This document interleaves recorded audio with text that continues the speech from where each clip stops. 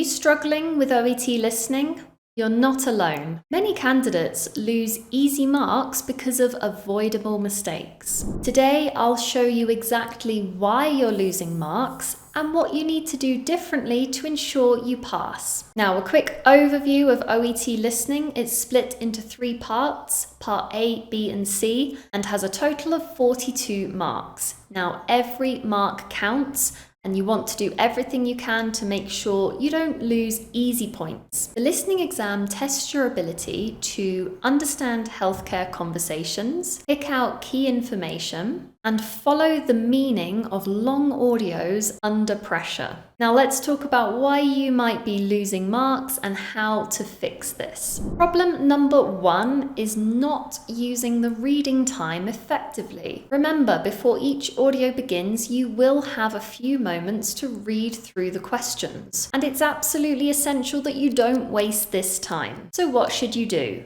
Well, in part A, go through the notes and pay attention to the headings. Things like history of symptoms, medication taken, occupation, all of those headings that you see on the left-hand side. Then quickly glance over the gaps and ask yourself what kind of information is missing. Could it be that the patient is describing a symptom they're experiencing in a particular body part? Are they giving the names of medication or tests that they've had? Are they talking about their occupation or activities that aggravate or make a symptom worse? You can usually get a pretty good idea of what type of words are missing just by reading the notes carefully. Now, in parts B and C, you need to read the questions, underline keywords, and then go to the answer options and try to paraphrase them in your own words. Remember, the answer usually isn't stated using exactly the same words as the answer option. This means you need to be prepared to hear the answer said in different words. So have a look and see if you can think of some synonyms or ways of paraphrasing each answer option. All of this can be done in the moments before the audio starts. And if you do this, you're going to give yourself a better chance of hearing the answer. A problem number 2 that many people have is that they try to understand every single word of the audio. If you do this, you're just going to get lost when you hear an unfamiliar word or phrase. Now remember, the audio is quite fast, it's natural, and it includes different accents. And if you miss a word or phrase, it can lead you to feel panic. But we want to avoid this. In OET listening, you do not need to understand every single word. Focus on getting the main idea, supporting details, and understanding as best you can what the speaker is saying. If you don't understand a word or phrase, don't get stuck on that. Don't think about it. Just move on. Continue to follow the audio and focus on answering the next questions. Practice letting go of these small details, especially if they're not related to the answer. Problem number 3 is ignoring synonyms and paraphrasing. I already talked about this a little bit when I said that the answers aren't always stated using exactly the same words and phrases. For example, in part A, you might have a section of the notes which says patient prescribed and then a gap. If you've used your preparation time well, you should know that you're listening for a medication. However, the audio might not use the word prescribed.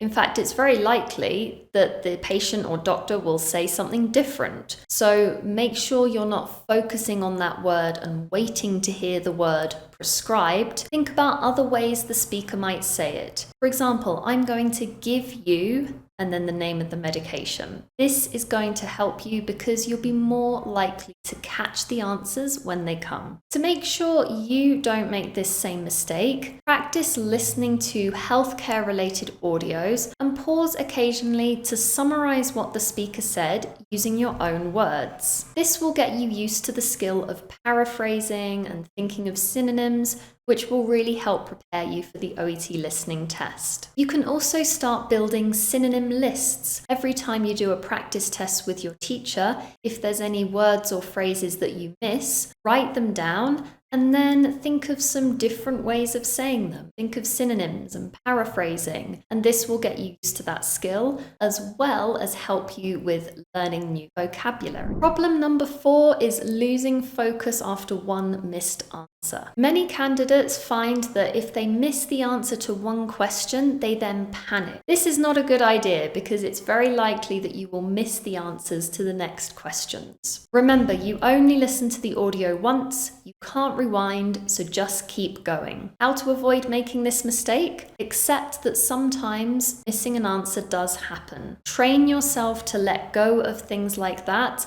and move on and stay focused. Practice doing lots of mock tests under timed conditions so that you can simulate the exam environment and better prepare for test day. And this brings me on to problem number 5, which is not practicing under exam conditions. When you're at the beginning of your OET preparation and you're still learning about the format of the exam and the strategies to use, it's fine to listen to the audio multiple times. However, when you're more familiar with the listening test and you know what's expected of you, it's absolutely essential that you practice under timed conditions. This means only listening to the audio once. So, in your preparation, try to simulate the real exam environment as much as possible to help you become more confident when you actually have to do the real exam. Problem number 6 is falling for distractors. Distractors are when you might hear words and phrases from the answer options that sound correct. However, that information is there to distract you from the real answer. It's very important in your preparation that you get used to identifying distractors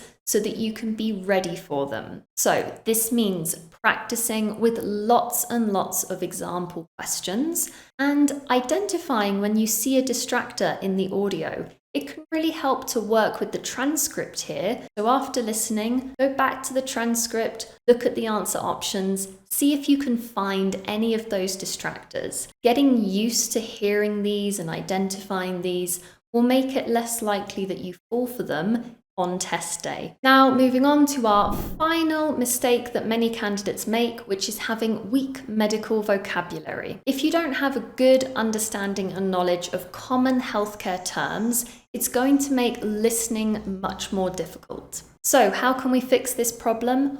Work on building your medical English vocabulary during your preparation. Always keep a vocabulary list of new words and phrases you learn when you're doing practice tests and review that list regularly. Focus on word families and collocations, which are words that often go together, like administer medication, undergo surgery, diagnose a condition. Having knowledge of these kinds of collocations is going to improve your comprehension overall. And of course, it's very important to practice listening to healthcare-related audios on a regular basis. Even just 30 minutes of listening a day can improve your overall performance. So here's a quick recap of all the things you should be doing to ensure you get the best possible score in the listening test. First, use the preparation time wisely. Look at the questions, look at the answer options, make your predictions and think about synonyms and paraphrasing. Next, don't try to understand every single word, as this is going to make you panic and ultimately lower your score. Number 3, listen out for synonyms and paraphrasing, and remember the answer won't always be stated in the same way as it